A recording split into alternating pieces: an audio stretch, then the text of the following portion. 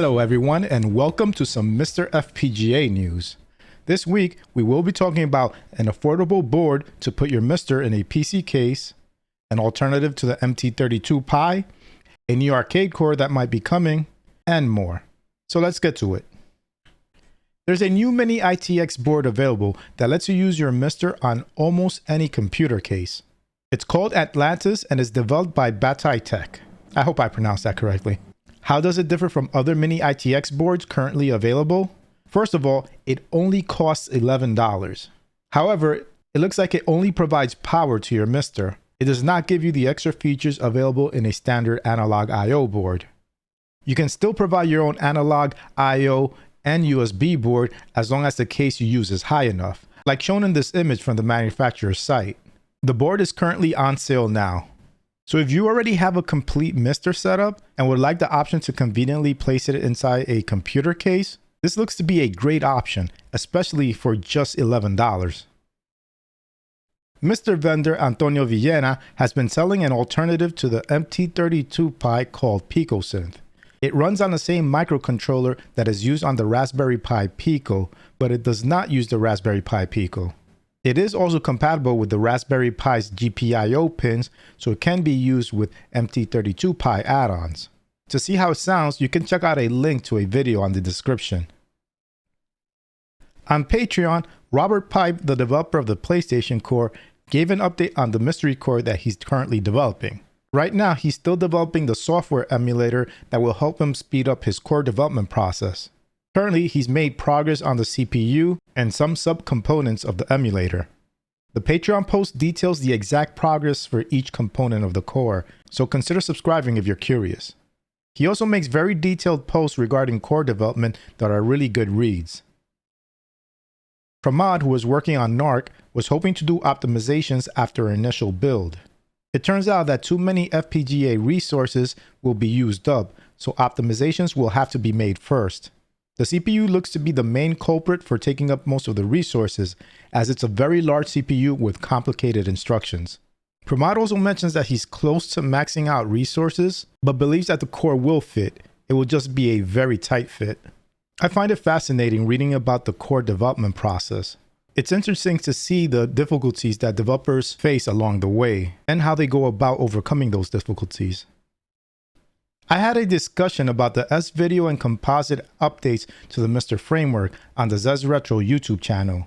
We discussed the background, how it works, differences between the passive and active adapters, and much more.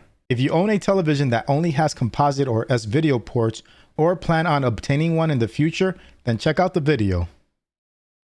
Darren O is working on the arcade game The Next Space. Darren has gotten a screenshot of the game generated from a MAME sprite RAM dump.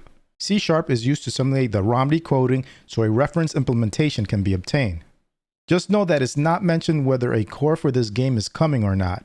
But considering the work that Darren has done on SNK games that run on similar hardware, I'd say it's safe to say that we will be seeing a core for this game in the future. The Next Space is a vertically scrolling shooter developed by SNK and released in 1989.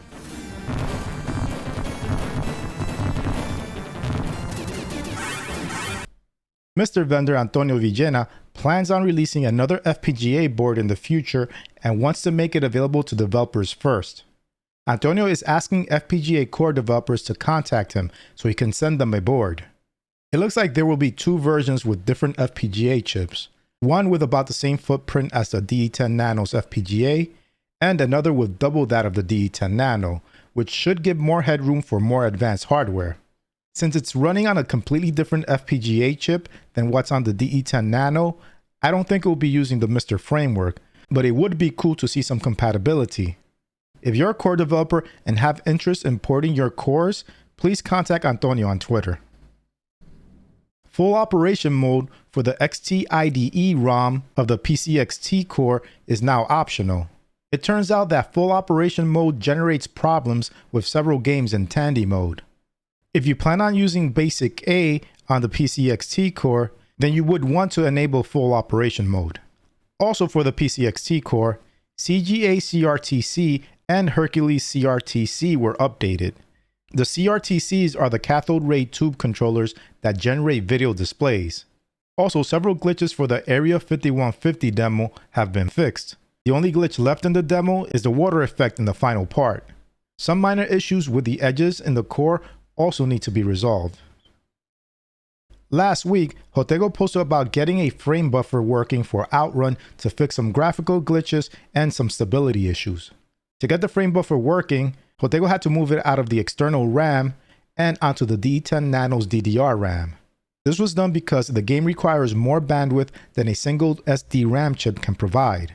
Moving the frame buffer to the D10 Nano's DDR RAM also presents some latency issues, but Jotego feels comfortable that the frame buffer will work off it because the latency is enough for a frame buffer in vertical games. Jotego has a much more detailed explanation of what's going on with Outrun on Patreon. So Jotego's team also continued work on the Konami CPU, and they also started tracing the first CPS3 custom chips. So that's it for this week's episode. I provided links to all my sources in the description. Make sure you also check out RetroRGB.com to see my MiSTer News videos in blog form and to get more retro related content. And if possible, support them on Patreon too. Anyway, I hope you enjoyed this video. If you did, please give it a like, and if you want to see more content like this, hit the subscribe button and its bell icon so you can get notified of future videos. Thanks for watching, and I'll speak to you next time.